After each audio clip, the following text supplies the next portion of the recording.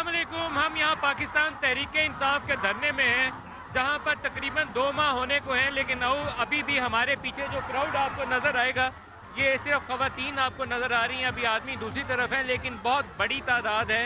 अगर गुज़श्ता रोज़ को भी देखा जाए तो ईद का दिन था, जहाँ मेरा ख्याल था कि फैमिलीज़ आज कुर्बानी का दिन है, ज़्यादा टाइम घर में गुजारेंगी, लेकिन यहाँ बहुत बड़ी तादाद में औरतें और बच्चे भी मौजूद थे। और आज भी दिन ज़्यादा मुश्किल है कहना ये चाहिए। बारिश हो रही है, लेकिन बारिश के बावजूद भी यहाँ पर लोगों में प्रेजेंस भी अच्छी खासी है और जोशो जज्बा भी मौजूद है। इमरान खान हमारे साथ कंटेनर पे मौजूद हैं। अस्सलाम वालेकुम इमरान खान। वालेकुम सलाम जी। खान साहब, जिन 14 अगस्त को जिस दिन लाहौर से चले थे, क्या सोचा था कि अक्टूबर का महीना आ जाएगा और कंटेनर में ही होंगे? नहीं सोचा था। मैं सोच रहा था कि नवाज शरीफ रिज़ाइन कर देगा, क्योंकि पब्लिक प्रेशर होगा उसके ऊपर, यहाँ बाहर धरने होंगे। तो मेरा नहीं ख्याल था कि वो यानी 1 महीने के लिए जब तक तफ्तीश हो रही है रिज़ाइन करने में क्या बड़ी चीज़ थी। लेकिन वो तो मुझे बाद में समझ आई कि नवाज शरीफ के सारे बिजनेस इंटरेस्ट हैं उसकी रेजिग्नेशन के साथ, और अगर उसकी हुकूमत जाती है तो उसके बिजनेस इंटरेस्ट भी जाते हैं। उन्होंने बड़े बड़े कॉन्ट्रैक्ट साइन किए हुए हैं मेट्रो के और पावर प्लांट्स के, जिनके ख़ानदान इसके पीछे है। तो उसने रिज़ाइन नहीं किया। तो मैंने तो वादा करके आया था कि मैं तो यहाँ बैठा रहूँगा जब तक वो रिज़ाइन नहीं करेगा।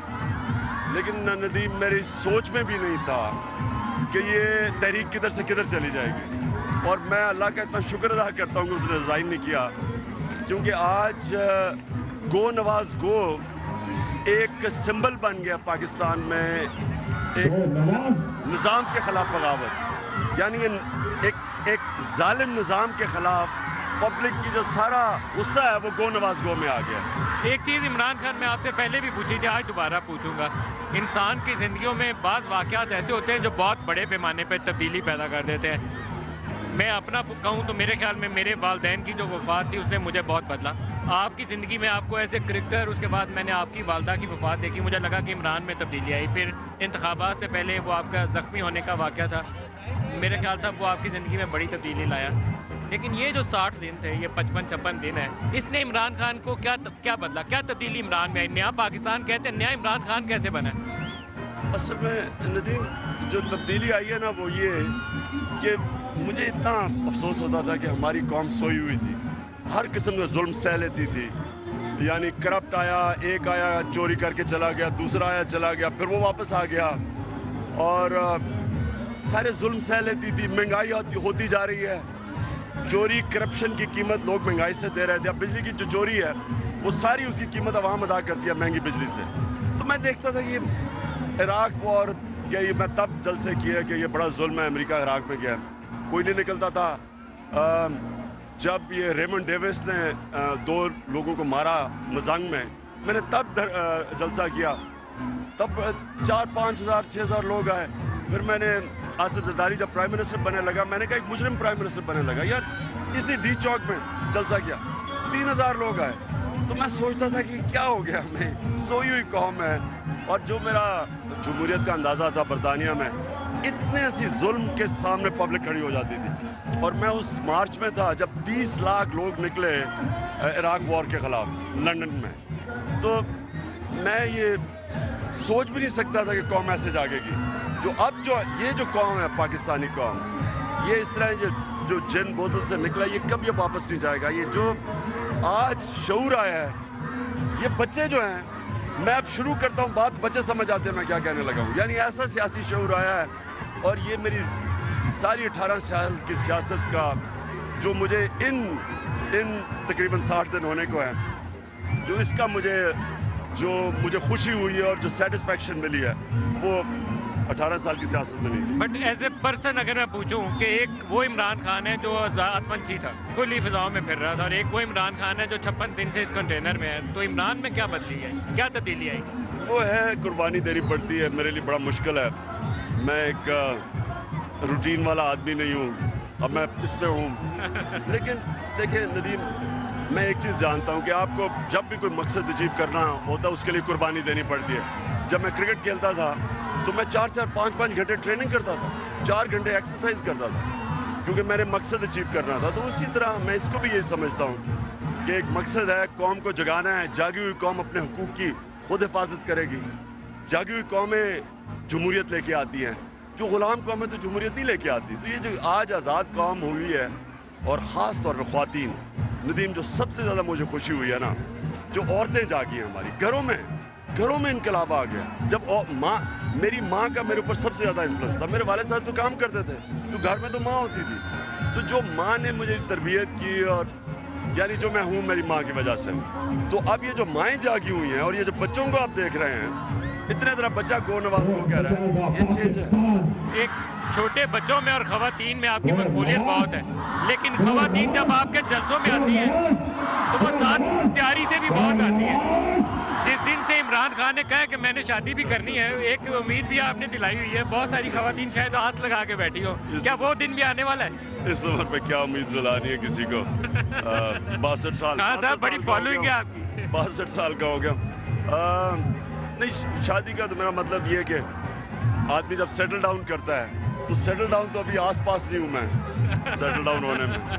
आपकी फॉलोइंग बहुत है, छोटे छोटे बच्चे हैं। कल मैं असद उमर से नीचे इंटरव्यू कर रहा था, वो छोटे छोटे बच्चे हैं, वो नारे लगा रहे थे। उनसे मैंने कहा भाई क्या आप क्यों नारे लगा रहे हो? वो कह रहे नहीं यही नारा लगाना है। मैंने कहा बोलो कोई इमरान को, कहते नहीं लगाना।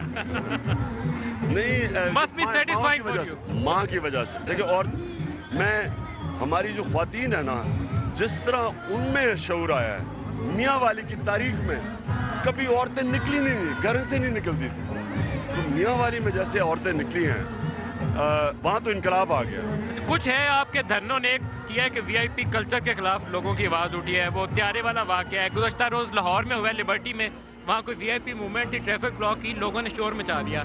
तो ये तो इम्पैक्ट है, लेकिन जिस काम के लिए आप आए थे, वोट ऑडिट था, आप चाहते थे कि इंतखाबात को खोल के देख लिया जाए, वो कहाँ गया प्रोसेस? वो रुक गया कहीं दरमियान में? नहीं, वोट ऑडिट वो तो शुरू हो गया। वो तो एक तो अब हल्कों के ऊपर तफ्तीश शुरू हो गई है। साद रफीक का हल्का खुल गया है, मेरा अब खुलने वाला है। उन्होंने जज का थोड़ी और डिले कर देंगे, लेकिन खुलेगा तो सही, हम तब तक यहाँ बैठे हैं। और सबसे बड़ी बात कि जस्टिस सिद्दीकी ने इंडिपेंडेंटली जाके सुप्रीम कोर्ट में कहा है कि इलेक्शन कमीशन से पूछा जाए कि स्याही और जो कागज़ था वो क्यों नहीं लिया ठीक। और मैं समझता हूँ इसके पीछे ही सारा भेद खुल जाना है, क्योंकि सारा इलेक्शन फ्रॉड हुआ है। और फ्रॉड ऐसे हुआ है कि इन्होंने प्लान करके इंक और स्याही और जो कागज़ वो ठीक नहीं लिया, वो किसी मकसद से लिया। और आखिर में जो इन्होंने बैलेट पेपर छपवाए हैं आखिरी 2 दिनों में, जो इंशाल्लाह अब साबित होगा, तो ये इलेक्शन तो इसने तो अब री इलेक्शन की तरफ जाना है। आप ये सोच लें कि 1 महीना, 2 महीने, 3 महीने, और प्रेशर अवाम का, अवाम डिमांड करेगी, और अवाम सारी समझ गई कि इलेक्शन फ्रॉड हुआ। पाकिस्तान पीपल्स पार्टी जिस तरह की सियासत कर रही है, उससे लगता है कि वो मिड टर्म इलेक्शंस की तैयारी कर रहे हैं। क्या आपको भी लगता है कि मिड टर्म इलेक्शंस कोई करीब आने वाले हैं अगले 7-6 माह में? देखिए, इनका एक चार्टर ऑफ मुकमुका था, चार्टर ऑफ डेमोक्रेसी नहीं, मुकमुका था। वो 5 साल आप बारी लो। उन आसिफ जरदारी ने तो हमने स्क्रीन पे दिखाया, कह ही दिया कि बेनज़ीर भुट्टो को नवाज शरीफ ने कहा था 5 साल आप बारी लो, 5 साल मैं लूँगा, आप सूबे में चले जाना, हम सूबे में चले जाएंगे जब आपकी बारी आएगी। आपने ना नैब मिलके हम हेड अपॉइंट करेंगे, ताकि ना आपका एहतसाब हो ना मेरा हो। अपना इलेक्शन कमीशन करेंगे आप दोनों, हम दोनों मिलके, और केयर टेकर आपस में करेंगे। इनका तो आगे लंबा मंसूबा है बारियाँ लेने का। वो फंस गया हमारी वजह से, अब पीपल्स पार्टी फंस गई है। वो अब तक फ्रेंडली ऑपोजिशन बने हुए थे, जिस तरह नून रही इनके दौर में फ्रेंडली ऑपोजिशन, अब वो फंस गए हैं। हम ऑपोजिशन निकले हैं। इनका कारकुन कह रहा है कि नवाज के खिलाफ खड़े हो, इन्होंने अंदर से ऊपर से समझौता किया हुआ है। अब ये फंस गए हैं, ना तीतर हैं ना बटेर हैं। अब आप इसलिए अब मिक्स सिग्नल सुन रहे हैं, कभी कुछ कहते हैं कभी कुछ कहते हैं। एक तरफ जरदारी कहता है धांधली हुई है, लेकिन नवाज भी रह जाए। भाई अगर धांधली हुई है, नवाज कैसे उस इन्वेस्टिगेशन के ऊपर बैठ सकता है जिसमें ये खुद इन्वॉल्व है? यानी धांधली में अगर नवाज खुद इन्वॉल्व है, ये कैसे गैर जानबदार इन्वेस्टिगेशन कर सकता है? तो वो कहते नहीं नवाज भी रह जाए, धांधली भी हुई है, फंस गए हैं। क्या इमरान खान आपको 2015 इलेक्शन का साल नजर आता है? जी बिल्कुल मुझे आता है। 2000 मुझे तो इस साल ही 1-2 महीने में आप देख लेंगे इलेक्शन डेट इंशाल्लाह। मोस्ट लाइकली 2015 की आप टारगेट कर रहे हैं? 2015 तो 100% होगा इलेक्शन। देखिए गवर्नमेंट रह भी गई, इनके इतनी कमजोर हो गई, पहले तो इनकी माशी पॉलिसीज बिल्कुल फेल हो गई है। इकोनॉमिक ग्रोथ रेट, एग्रीकल्चर हर तरह नीचे चली गई है, एक्सपोर्ट्स कर गई हैं। इंपोर्ट्स बढ़ गए, गैप बढ़ गया है, कर्जे बढ़ गए हैं, महंगाई बढ़ गई है, बिजली का बुरान सॉल्व नहीं कर सके, तो एक तो वैसे ही नीचे चले गए हैं। अब ये जो गो नवाज गो कैंपेन है, ये जो बच्चे बच्चे कर रहे हैं, ये इनके पीछे पीछे जाएगी, क्योंकि सारा जो गुस्सा है एक जुल्म के निज़ाम का और नाइंसाफियों का, वो गो नवाज गो पे फंस गया। तो जिधर आप जाएंगे गो नवाज गो आप सुनेंगे। ये रास्ता आगे निकलेगा किधर से? क्योंकि आपके ऊपर कुछ इल्ज़ामात आए, मैं उनका तफसील में नहीं जाता किसने लगाए थे, लेकिन आप यहाँ कहते थे एम्पायर की उंगली उठने वाली है, फिर आपने कहा कुर्बानी बड़ी से पहले कुर्बानी, ये वो चीज़ें थी, थोड़े से शकूक पैदा हो गया कि इमरान खान के साथ कौन खड़ा है, तो कुछ ऐसे मामला थे। मैंने कभी नहीं कहा कि बकरा ईद से पहले कुर्बानी से शेख साहब कहते थे। शेख साहब का अपना व्यू है, उनकी अपनी पार्टी है, लेकिन मैंने ये जरूर कहा कि जब अंपायर की उंगली खड़ी होती है तो वापस, अंपायर तो अल्लाह है, जब आप ऊपर करते हैं। देखिए मैं आपको बताऊं, ये कहना कि कोई साजिश फौज की है, पहले तो ये फौज को बदनाम करने की बात है।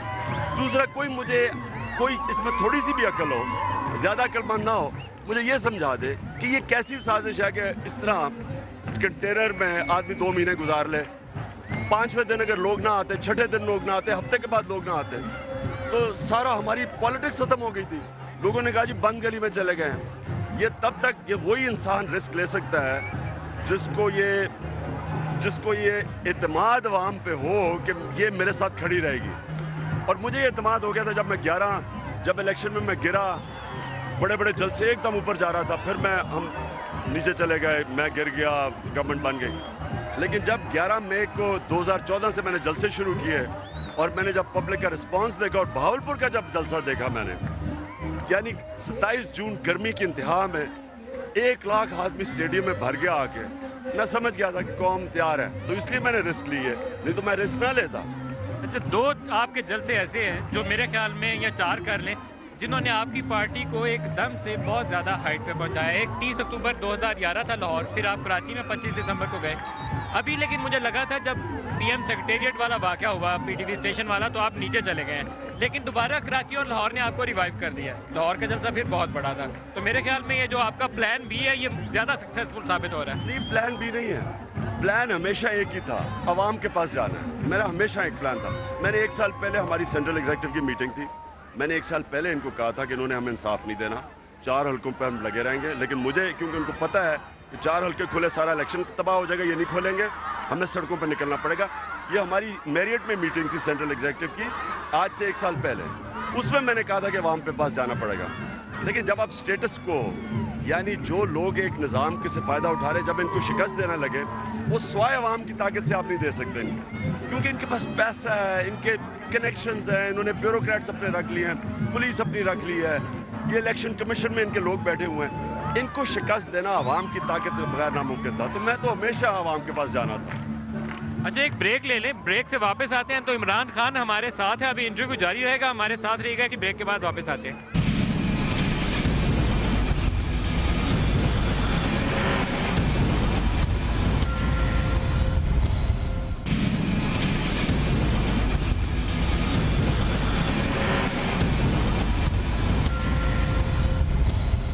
दोबारा खुशामदीद कहते हैं। इमरान खान के कंटेनर में मौजूद हैं और कितने दिन ये धरना जारी रहेगा और इमरान खान के अल्टीमेट अहदाफ क्या है और वो कितने दिनों में उसे हसूल करने का यकीन रखते हैं, उनसे बात करेंगे। खान साहब, ये चीज़ फरमाइएगा, कराची, लाहौर, मियाँ वाली बड़े ज़बरदस्त जलसे कर लिया, अब आप मुल्तान जाएंगे। मैं आपको तो खुद ज़ाती तौर पर मेरी बड़ी दिलचस्पी होगी कि आप रूरल सिंध में जाके क्या करते हैं या बलूचिस्तान में, कोयटा में जाके क्या करते हैं, क्योंकि ये वो एरियाज़ हैं जहाँ पाकिस्तान के ज़्यादातर सियासतदान जाने से परहेज़ करते हैं।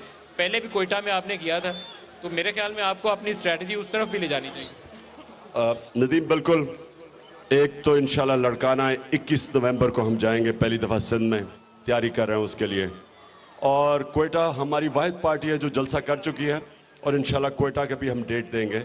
लेकिन उससे पहले हम पंजाब के भी कई शहर हैं, क्योंकि असल तो मैच पंजाब में है, तो पहले हमने पूरी लिस्ट बनाई हुई है। सरगोदा जा रहे हैं, उसके बाद बाकी शहर भी अनाउंस करेंगे। कोयटा के हवाले से आपने, मुझे याद पड़ता है कि लास्ट टाइम गए थे तो पाकिस्तान में खौफ पाया जाता है कि किसी ने लश्कर का या किसी जैश का या सिपाह का नाम लेते हुए हमारे लीडर भी डर जाते हैं, उनसे लड़ना तो एक तरफ की बात है। क्या वो वाला चीज़ जो है आपके नारों में शामिल होगी कि ज़ोरों शोर से इमरान खान, एक तालिबान खान की छाप थी, पहले ये सवाल कर लूँ आपसे, वो तालिबान खान जब इतनी बड़ी क्राउड खवातीन का उनके साथ खड़ा हो और यहाँ म्यूजिक कंटेनर में चला हो, तो वो आपको लगेगा नहीं कि वो नारा थोड़ा सा पीछे पड़ गया, या इमरान खान बदल गया, या वो नारा गलत था? क्या बात दुरुस्त है? हमेशा ही नारा गलत था। ये इस्तेमाल करते थे जो लोग बाहर के एजेंडा पे पाकिस्तान को तबाही की तरफ धकेल रहे थे कि आपस में हमारी फ़ौज और लोग लड़ते रहें और चलता रहे, और 10 साल जो ये तबाही मची है मुल्क में, तो वो जो भी दूसरी बात करता था उसको उसका मुंह बंद करने के लिए ये बड़ा आसान स्लोगन था तालिबान खान। लेकिन झूठ के पैर नहीं होते, अल हक है, सच है, वो थोड़ी देर के बाद सच सामने आ जाता है। तो सच तो ये था कि हमारी तरह के लोग जो शुरू से कह रहे थे कि ये एक कॉम्प्लेक्स इशू है तालिबान का, ये कोई नज़रियाती इशू नहीं है, ये अमेरिकन के अफ़गानिस्तान में आने की वजह से एक रिएक्शन है, और हमें जो अमेरिकन के कहने पे पाकिस्तानी फ़ौज को वज़ीरिस्तान भेजा गया उसका एक फॉल आउट था, और मैं अभी भी मेंटेन करता हूँ उसका फॉल आउट है। जब जैसी जैसी अमेरिकन जाते रहेंगे आप देखते रहेंगे ये जो फिनोमेना है तालिबान का ये कम होता जाएगा, क्योंकि ये रिएक्शन अमेरिकन के अगेंस्ट था। ज़र-ए-अज़ब ऑपरेशन को सपोर्ट करते हैं आप? वो तो अब कर दिया इन्होंने, और ज़ाहिर है पाकिस्तानी फ़ौज के साथ हम खड़े रहेंगे, लेकिन मैं अभी भी कहता हूँ कि इसकी जो अल्टीमेट सोल्यूशन है वो पॉलिटिकल है। मिलिट्री भी एक पॉलिटिकल, मिलिट्री ऑपरेशन एक पॉलिटिकल सोल्यूशन का हिस्सा होना चाहिए, तो आखिर में बातचीत से ये फाइनल सेटलमेंट होगी। इमरान खान खुद को एक कैसे लीडर के तौर पर डिस्क्राइब करेंगे? एक मॉडरेट लीडर, प्रोग्रेसिव लीडर, या वो लीडर जिसकी बहुत ज़्यादा राइट लीनिंग है? मेरा रोल मॉडल एक है, कायद आज़म मोहम्मद अली जिन्ना, तो उसको एक ही अगर आप कहेंगे किस तरह के लीडर, तो कायद आज़म मोहम्मद अली जिन्ना। महातिर मोहम्मद मुसलमान दुनिया के अंदर एक ज़बरदस्त लीडर थे, लेकिन जो कायद आज़म थे वो हम पाकिस्तानियों के लिए सिर्फ एक ही लीडर था जिसको हम फॉलो कर सकते हैं। कायद आज़म के अगर फरमूदात को देखें तो उसमें बहुत सारी जो चीज़ें हैं वो पार्लिमानी सियासत को और सिविलियन सुप्रेमेसी को, उसके ऊपर इतना ज़्यादा जोर था। क्या इमरान खान के आइडियल्स में भी ये चीज़ें उतनी ही मजबूत हैं? बिल्कुल है, बल्कि हम यहाँ हकीकी जमहूरियत लाना चाहते हैं इस पार्लियामेंट को, बजाय इसके कि एक मफाद परस्त टोले का एक अपने मफादात बचाने के लिए एक ये पार्लियामेंट हाउस बन जाए। ये पार्लियामेंट को हकीकी तौर पे अवाम की हकूक़ को हिफाजत करने के लिए होना चाहिए था। मैं फिर से वो, हालांकि दो बड़े टॉप पार्लियामेंटेरियन चौधरी निसार और चौधरी इत्तेज़ाज़ आसन, लेकिन उनका जो गुफ्तगू हुई है पार्लियामेंट में, उससे सबको पता चल जाना चाहिए कि पार्लियामेंट ये अवाम के मफादात की हिफाजत नहीं कर रही, ये आपस में एक दूसरे के मफादात की हिफाजत कर रहे हैं। यानी दोनों ने एक दूसरे को कहा कि पब्लिक का पैसा चोरी करने के इल्ज़ामात लगाए गए, लेकिन उन दोनों ने फिर नवाज शरीफ ने उन दोनों को चुप करा दिया और बातचीत ख़त्म हो गई। तो जब आप किसी को कहते हैं पार्लियामेंटेरियन को कि आपने अवाम का पैसा चोरी किया है, तो उसके ऊपर जिम्मेदारी होती है अपनी सफाई पेश करें। वो ये नहीं कह सकते कि तुमने भी चोरी की और फिर उसके ऊपर हो भी कुछ ना। अगर बरतानिया में आप इतना बड़ा इल्ज़ाम लगा दें पार्लियामेंट में किसी पार्लियामेंटेरियन पे, तो उसको अपनी इंक्वायरी होती है, उसको अपनी सफाई पेश करनी पड़ती है। वो चुप करके ये नहीं कह सकता कि आपने भी चोरी की है, उसको पहले इंक्वायरी होती है, सस्पेंड कर देते हैं। ये बड़े इल्ज़ामात हैं। लेकिन तो हम चाहते हैं कि पाकिस्तान की जो जमहूरियत है वो ये अभी तक जो ये जाली जमहूरियत बनी चली आ रही है, मुकमुका की सियासत, हम इसको एक जेन्युइनली एक ऐसी पार्लियामेंट चाहते हैं जो अवाम के मफादात को रिप्रेजेंट करे। इतने बड़े जब दोनों हाउस की जॉइंट सिटिंग हुई, एक दफ़ा उन्होंने किसी गुर्बत कम करने का नाम लिया, उन्होंने जो 4 लाख बच्चे गंदे पानी पीने से मरते हैं उनका नाम लिया, उन्होंने बेरोज़गारों का नाम लिया, उन्होंने किसी चीज़ भी जो अवाम के मफादात हैं एक दफ़ा उन्होंने उसका नाम नहीं लिया। सिर्फ अपने आप को बचाने के लिए, नवाज को बचाने के लिए इकट्ठे हो गए। एक तो मेरे ख्याल में जॉइंट पार्लियामेंट ने अपनी सिटिंग में स्ट्रेंथ पार्लियामेंट की यहाँ तक तो दिखाई कि कोई गैर जमहूरी काम नहीं होगा, लेकिन उन्होंने हल नहीं दिया उन मुतालबात का जो आप लोग कर रहे थे। हालांकि ज़्यादातर सियासी जमातें ये कहती थी कि आरोज़ ने गड़बड़ की, पीपल्स पार्टी खुद कहती है आरोज़ का इलेक्शन है। वोट ऑडिट के मसले पर भी पीपल्स पार्टी पंजाब खुल के आपको सपोर्ट करती है, लेकिन उस पार्लियामेंट ने उसका हल नहीं दिया। मेरे ख्याल में ये एक अफसोसनाक पहलू है। हल कैसे थे? सारों ने मिल के धांधली की है। ये पीपल्स पार्टी ने सिंध में धांधली की है, नून लीग ने पंजाब में की है, मौलाना फजलुर रहमान ने धांधली की है, सब ने धांधली की है। इन्होंने प्लान करके किया। तो इसलिए असल में तो इनको कहना चाहिए था कि इंडिपेंडेंट ऑडिट हो। इनको ये कहना चाहिए था कि इनका जिन्होंने धांधली की है एक फौरी तौर पे इमरजेंसी पे इनको इन्वेस्टिगेशन करनी चाहिए थी और वो क्लेम्स को इन्वेस्टिगेट करना चाहिए था। जब जीते और हारे सब कह रहे हैं धांधली हुई है। क्या इमरान खान ये जो ताकत है पीछे अवाम की साथ खड़े हैं आपके, इसके जरिए आईनी और कानूनी रास्ते से तब्दीली चाहते हैं या कुछ शॉर्टकट चाहते हैं? देखिए, जो शॉर्टकट लेके आते हैं वो सिर्फ इक़्तिदार की सियासत करते हैं। अगर आप पाकिस्तान में तब्दीली लाना चाहते हैं और स्टेटस को के खिलाफ कोई उनको स्टेटस को हटाना चाहते हैं, वो स्वाय अवाम की ताकत पे आप नहीं उठा सकते। अच्छा, बहुत से सियासी शख्सियात ऐसी हैं जो इस अरसे में आपसे मेरे ख्याल में दूर हुई और बहुत से ऐसे हैं जिन्होंने आपके करीब भी आए। मुमताज़ भुट्टो साहब का इंटरव्यू मैं कर रहा था तो वो लगा कि काफ़ी ख्यालात उनके आपके करीब मिलते जा रहे हैं। जमात इस्लामी वाले आपके इत्तेहादी हैं, हो सकता है मुस्तकबिल में वो रीथिंक करें, यह भी हो सकता है कि आपके साथ रहें। बलूचिस्तान के हवाले से आपके जहन में क्या है? वहाँ बहुत से शख्सियात है, अख्तर मैंगल है या दूसरे लोग हैं, किसी से बात हुई इस मसले की? अख्तर मैंगल से बिल्कुल बात हुई और उन्होंने कहा कि उनसे धांधली हुई है और उन्होंने सबूत दिया मुझे धांधली के। तो उन्होंने कहा जो बलूचिस्तान में जैसी इलेक्शन हुई है वो इलेक्शन का फ़ायदा ही कोई नहीं है।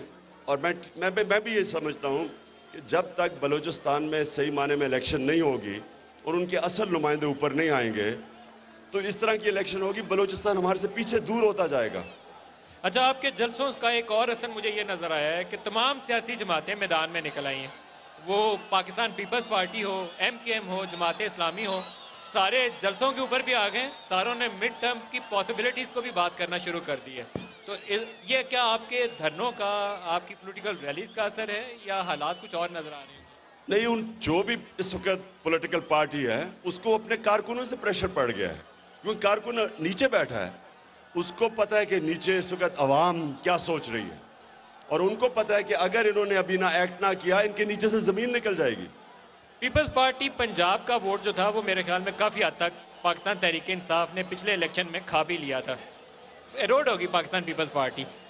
नेक्स्ट इलेक्शन जब भी होते हैं तो आपको क्या नज़र आता है, पाकिस्तान तहरीक इंसाफ का मुकाबला PMLN से है या पाकिस्तान पीपल्स पार्टी मैदान में खड़ी नज़र आएगी?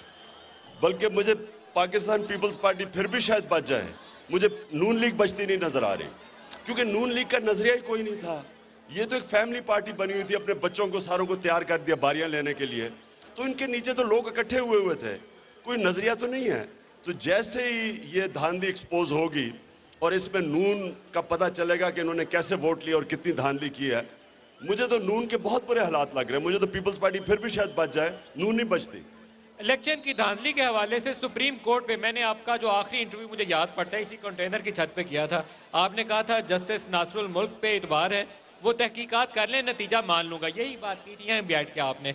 वो कमीशन ना बना ना तहकीकात शुरू हुई। देखिए, जब अगर गवर्नमेंट राजी नहीं है वो सुप्रीम कोर्ट को नहीं चलने दे सकती, क्योंकि वो नीचे सारा जो इन्वेस्टिगेशन है, जो मसलन आसिफ जरदारी का जो केस था, जब स्विस बैंक का उन्होंने NRO हट किया, सुप्रीम कोर्ट ने हटा दिया, उन्होंने कहा पैसे वापस लेके आओ, तो नैब भी जरदारी के नीचे, FIA भी उसके नीचे, तो इन्वेस्टिगेशन भी उसके नीचे, गवर्नमेंट भी उसके नीचे, तो नहीं कर सके, सुप्रीम कोर्ट फेल हो गया। इसी तरह नवाज शरीफ के होते हुए धांधली के ऊपर इंक्वायरी नहीं हो सकती। जस्टिस नासरुल मुल्क और सुप्रीम कोर्ट पे इतबार है? बिल्कुल है, बिल्कुल है।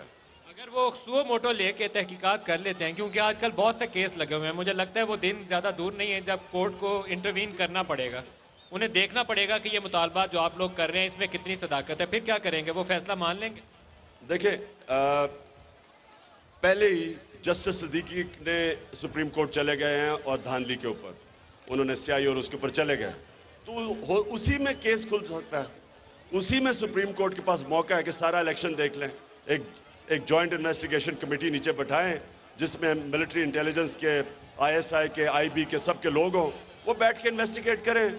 सिर्फ एक चीज़ कर लें, फॉर्म 14, 15 और 16 इन्हीं की ऑडिट कर लें, एक हफ्ते में हो जाएगी, उसी में ही पता चल जाएगा, दूध का दूध पानी का पानी हो जाएगा। आपको इल्म है कि मैंने कुछ दिन पहले तारिक मलिक का इंटरव्यू किया था जो नादरा के चेयरमैन थे, तो उन्होंने यही बात कही, उन्होंने कहा कि हमारे सिस्टम में सारा रिकॉर्ड है, सिर्फ फॉर्म 14, 15 को खोल के देख लें, ROs को देख लें, प्रिजाइडिंग ऑफिसर को देख लें, आपको बहुत सारे सवालात के जवाब इसी चीज़ से मिलते हैं। बिल्कुल ठीक कह रहे हैं, अगर नियत हो तो सिर्फ फॉर्म 14, 15 उनकी ऑडिट कर दें और मैं आपको यकीन दिलाता हूं कि उस ऑडिट के अंदर ये सारा इलेक्शन जीरो हो जाएगा। क्योंकि जो फॉर्म 14 है, जो पोलिंग एजेंट भर के भेजता है रिटर्निंग ऑफिसर को, वो जो फॉर्म है वो अभी तक इलेक्शन कमीशन ने अपनी वेबसाइट पर नहीं डाली। और मैं समझता हूँ कि किसी वजह से नहीं डाली, क्योंकि उनको पता है कि जो पोलिंग एजेंट्स ने भेजे थे रिजल्ट्स और जो रिटर्निंग ऑफिसर ने बनाए वो मिलते ही नहीं हैं। और वो जो अभी तक इन्वेस्टिगेशन हुई है, सब में जितनी इन्वेस्टिगेशन हुई है सब में ये साबित हुआ है कि इतनी बड़ी धांधली हुई है। वोट्स का कोई रद्दी वोट, बीच में जाली वोट डले हुए हैं, 50-50 हज़ार, 60-60 हज़ार। तो इसलिए वो तारिक मलिक बिल्कुल ठीक कहते हैं, जिस वक्त इन्होंने खोला, ये ऑडिट कर दिया फॉर्म 14-15 का, ये इलेक्शन खत्म हो जाएगा। फैफन वाले कहते हैं कि कोई 5-6% पोलिंग स्टेशन ऐसे भी हो सकते हैं जहां प्रिजाइडिंग ऑफिसर के फॉर्म 14 के पीछे दस्तखत ही ना हो। तो मेरे ख्याल में ये इशू बहुत सीरियस है। आप तो खुद भी 100 मोटो की दरखास्त दे सकते हैं सुप्रीम कोर्ट को इन्वेस्टिगेट करने के लिए। नहीं, जस्टिस सिद्दीकी ले गए हैं केस, और हम उनके साथ भी जा सकते हैं, यानी उनको ज्वाइन कर सकते हैं उस केस में। लेकिन ये तो अब है कि नदीम, ये धरने का सबसे बड़ा फायदा ये हुआ है कि इलेक्शन की तो अब तफ्तीश होगी। जो लोग उस इलेक्शन में जिन्होंने धांधली की वो पकड़े जाएंगे, उनको सजाएं मिलेंगी, और तब इंशाल्लाह अगली इलेक्शन जबरदस्त होगी और हकीकी जमहूरियत आएगी पाकिस्तान में। एक ब्रेक ले लें खान साहब, हमारे साथ रहिएगा।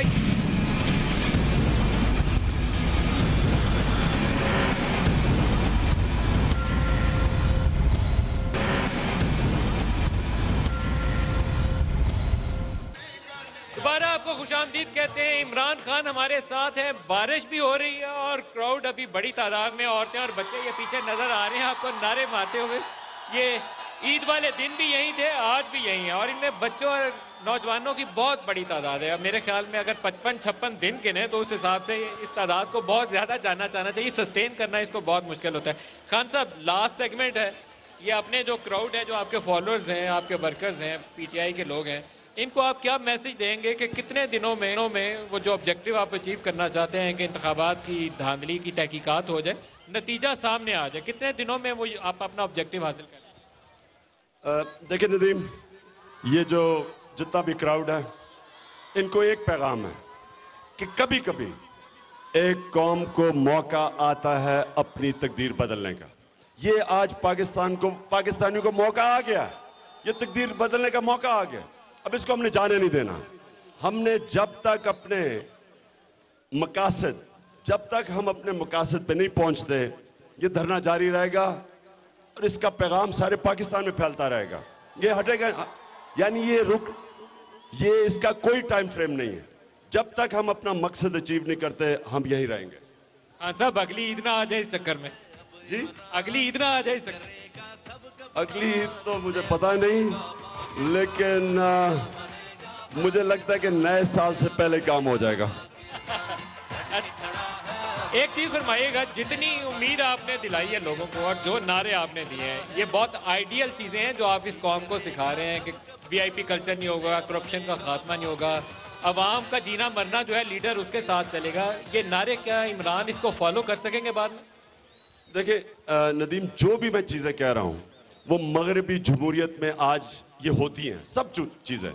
बरतानिया में, यूरोप में चले जाएं, कोई VIP कल्चर नहीं है, किसी की मजाल नहीं है। मसलन यहाँ आधे घंटे तक जहाज़ लैंड नहीं करता जब प्राइम मिनिस्टर या प्रेसिडेंट का जहाज़ लैंड करना होता है। आधे घंटे तक लैंड नहीं करने देते। किसी की मजाल है कि हीथ्रो एयरपोर्ट पे आप 5 मिनट के लिए रोक दें, यानी आप कहें कि जी VIP मूवमेंट हो रही है और जहाज़ नहीं लैंड कर। किसी की जरूरत है? किसी की जरूरत नहीं है। वहाँ कभी सड़कें नहीं बंद होती कि प्राइम मिनिस्टर जा रहा है या वजीर जा रहा है। कहीं मैंने आज तक सड़कें बंद नहीं होते देखा। वहाँ कभी पब्लिक के पैसे के ऊपर कोई वजीर, कोई प्राइम मिनिस्टर किसी किस्म की याशी नहीं कर सकता। जिस तरह नवाज शरीफ अभी गया 3 दिनों के लिए 8 करोड़ रुपया ये UN की विजिट पे, ये बड़े मगरबी जमहूरियत में किसी प्राइम मिनिस्टर की जरूरत नहीं होगी, जिनकी पाकिस्तान से 100 गुना ज्यादा सालाना आमदनी होगी, उनकी जरूरत नहीं होगी कि अवाम के टैक्स का पैसा ऐसे खर्च करे। तो मैं वही चीजें कह रहा हूं जो हकीकी जमहूरियत में है। हिंदुस्तान में वो डरते हैं अवाम का पैसा ऐसा खर्च करना जैसे जिस बेदर्दी से हमारा बादशाह नवाज शरीफ पैसे खर्च करता है अवाम के। क्या इमरान खान खुद को जब भी आपको मौका मिले अकाउंटेबिलिटी के लिए पेश करेंगे, ट्रांसपेरेंट होंगे, मैं जान सकूंगा कि इमरान खान ने टैक्स का पैसा कहाँ खर्च किया, कहाँ से आया, कहाँ गया?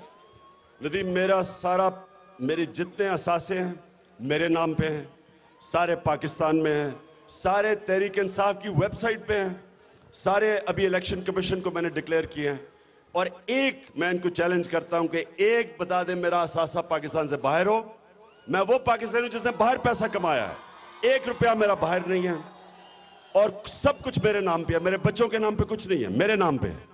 इनसे हम सिर्फ ये कहते हैं कि आप भी आसिफ जरदारी और नवाज शरीफ बताएं कि इनके असासे कितने बाहर पड़े हैं, इनके बच्चों के नाम पे क्या है, इन्होंने कितना टैक्स दिया, इन्होंने पैसा बाहर कैसे लेके गए। ये सारी पाकिस्तानी, हमारा हक है पूछना। तो मैं ये चाहूंगा कि पाकिस्तानी ऐसे जाग जाएं कि डिमांड करें वजीरों से, प्राइम मिनिस्टर के, बताएं कि आपके पैसे, कितनी दौलत है आपके नाम पे, अगर नहीं है तो क्यों नहीं है, आपका पैसा बाहर क्यों पड़ा है।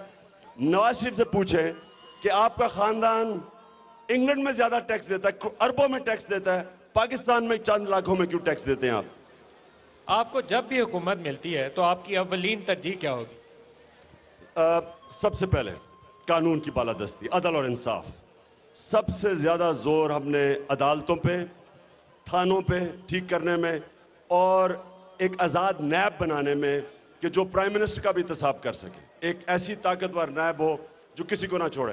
तो पहले तो इंसाफ का निज़ाम, उसके बाद तालीम की इमरजेंसी, सारे पाकिस्तान में तालीम के ऊपर सबसे ज़्यादा जोर लगाएंगे और उसके बाद सारी पॉलिसीज़ बनेंगी कि गुर्बत कैसे ख़त्म करनी है, 11 करोड़ लोगों को गुर्बत की लकीर से कैसे निकालना है। ये सारी, चाहे हमारी इंडस्ट्रियल पॉलिसी हो स्मॉल और मीडियम इंडस्ट्री के लिए, एग्रीकल्चर पॉलिसी होगी तो छोटे किसान के लिए कि उसको कैसे सब्सिडाइज करना है, कैसे उसकी मदद करनी है, उसको कैसे नए बीज डेवलप करके देने हैं, यानी उसको कैसे वो अपनी आमदनी बढ़ा सके और उसको कैसे खादें सस्ती देनी है, जो हिंदुस्तान में होता है। तो जब तक हम इस मुल्क में छोटे किसान, स्मॉल और मीडियम इंडस्ट्री जो कि शहरों में छोटा बिजनेसमैन है, उसके लिए पॉलिसीज नहीं बनाएंगे बजाय बड़े किसान और बड़े इंडस्ट्रियलिस्ट के लिए। और फिर लोकल गवर्नमेंट सबसे ज़्यादा चीज़ है, लोगों को एम्पावर करें, बल्दियाती निज़ाम से अपने फैसले खुद करें, वो अपने डेवलपमेंट फंड्स लें। वो ये 3 चीज़ें, जिस तरह अख्तर हमीद खान ने बताया था कि अगर आप औरंगी पायलट प्रोजेक्ट में लोगों को एम्पावर कर दें, लोग खुद ही अपने हालात बेहतर कर सकते हैं। अच्छा खान साहब, कुछ एरियाज ऐसे हैं जहाँ बड़ी स्ट्रॉन्ग फॉलोइंग है आपकी, और ये अनफॉर्चुनेटली वो एरियाज़ भी हैं जहाँ पर पोलियो ने पाकिस्तान को इस वक्त दुनिया सारी में शर्मिंदगी के एक मुकाम पे खड़ा किया हुआ है। 200 से ज़्यादा मरीज़ इस साल पाकिस्तान में निकले हैं। मैं आपको एक मिसाल देना चाहूँगा। जमाइमा खान ने एक कैंपेन स्टार्ट किया है वेकअप कॉल के नाम से। वो पाकिस्तान के लिए नहीं है, वो सीरिया और दूसरी जगहों के लिए है। क्या इमरान खान कोई ऐसी कैंपेन पाकिस्तान में स्टार्ट नहीं कर सकते जिसमें लोगों को इंकरेज करें पोलियो ड्रॉप्स लाने के लिए, उनकी मदद करने के लिए वॉलंटियर्स आगे जाएं, इमरान खान आगे जाएं? सबसे बेहतरीन जो पोलियो की कैंपेन हुई है अभी, सेहत का इंसाफ हुई है, इस पे वर्ल्ड हेल्थ ऑर्गेनाइजेशन ने बिल गेट्स से मुझे टेलीफोन करके मुबारकी दी है। वो सबसे सक्सेसफुल कैंपेन है। मसला पख्तूनख्वा का ये है कि ये केसेस सारे आ रहे हैं फाटा से, कबायली इलाके से केसेस आ रहे हैं, उधर हमारा कंट्रोल नहीं है, उधर फेडरल गवर्नमेंट के नीचे है और वहाँ ज़ाहिर हालात भी ठीक नहीं है। तो हमारा प्रॉब्लम यह है कि केसेस बाहर से आ रहे हैं। जितना हम कोशिश कर सकते थे हमने किया और कर रहे हैं, लेकिन ये बड़ा सीरियस इशू है पोलियो का। इसके ऊपर एक बहुत फौज को, क्योंकि आपको अपील करनी चाहिए अपने फॉलोअर्स से। नहीं, हमने अपील तो, मैंने तो इसके ऊपर लीड किया है पोलियो कैंपेन। आपको पता ही नहीं, आज से 7 महीने पहले मैंने पूरी लीड किया कैंपेन। लेकिन प्रैक्टिकल प्रॉब्लम्स हैं इसके। प्रैक्टिकल प्रॉब्लम यह है कि फाटा से केसेस आ रहे हैं जिधर हमारा कंट्रोल नहीं है, और उधर गवर्नमेंट का भी इस वक्त, क्योंकि जंग चल रही है, वहाँ गवर्नमेंट का भी कंट्रोल नहीं है। अच्छा, बिल्कुल प्रोग्राम के एंड पे क्या मैसेज देना चाहेंगे पाकिस्तानी कौम को? इमरान खान का वो किस तरीके से साथ दें कि जो तब्दीली आप चाहते हैं वो आ जाए? पाकिस्तानी कौम को पहले तो मैं शुक्रिया अदा करूँगा जिस तरह वो मेरे साथ खड़ी हुई है इस वक्त, और तब्दीली के लिए खड़ी हुई है, और जो शऊर उनके अंदर आ गया।